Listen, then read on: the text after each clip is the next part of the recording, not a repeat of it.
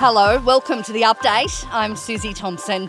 Fiji's government is asking Australia to lift a travel warning after no traces of methanol or illicit substances were detected in drinks served to travellers who became ill. The group, including 4 Australians, was hospitalised after they became sick. All 7 have now been discharged. Fiji's Deputy Prime Minister, Border-Gavaskar, says the news is a relief for the country's tourism sector. As we have emphasised throughout the situation, Fiji upholds the highest standards when it comes to food, beverages and overall safety. The health and well-being of our visitors remain our top priority. Widespread infrastructure damage is hampering the response to a powerful earthquake which struck Vanuatu. Australian medical staff, rescue teams and federal police have been sent to assist. The immediate priority is finding survivors trapped beneath rubble.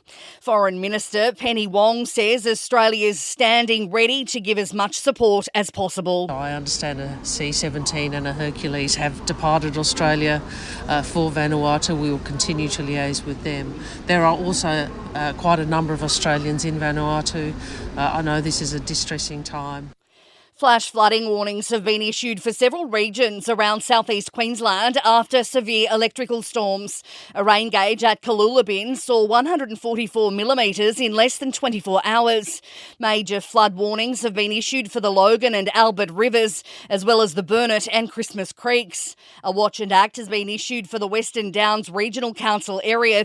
People in low-lying areas are being told to prepare now and to warn their neighbours. A bushfire burning through the Grampians in Victoria's west has now destroyed more than 5,000 hectares. The blaze began 2 days ago as a lightning strike and has had about 20 aircraft on the job, which is around a third of the Victorian fleet. Victoria's State Control Centre says conditions are expected to be relatively calm today. A new anti-knife law in Queensland has inspired similar legislation in New South Wales and now in Western Australia.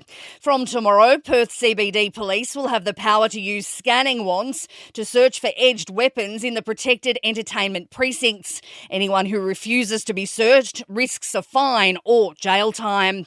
Sport and entertainment are next.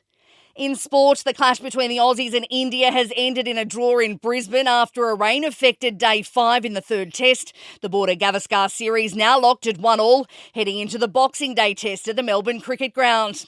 Still with cricket, and the Brisbane Heat has had a massive 8-wicket win over the Melbourne Stars in the Men's Big Bash League. They eclipsed the runs they needed for victory with 11 balls to spare. Horse racing looks likely to be ditched for the season ahead in Kalgoorlie Boulder due to a water shortage. The turf racetrack reportedly doesn't have enough recycled water for irrigation, putting the $55 million local industry under a cloud. And Sergio Perez has left Red Bull's Formula One team 2 years before the end of his contract. In entertainment news, a scary start for the Christmas holiday break for Karl Stefanovic after his youngest daughter Harper was reported missing on the Sunshine Coast. The 4-year-old's disappearance sparked a police, air and land search before she was later found asleep under a chair. And that is the latest from the Nova podcast team. We'll see you later on for another update. I'm Susie Thompson.